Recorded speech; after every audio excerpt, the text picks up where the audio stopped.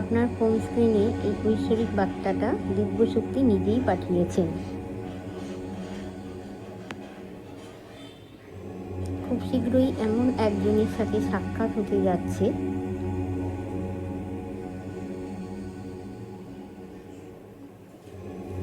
তার সাথে দেখা করার জন্য আপনি অনেক দিন ধরে চেষ্টা করছিলেন।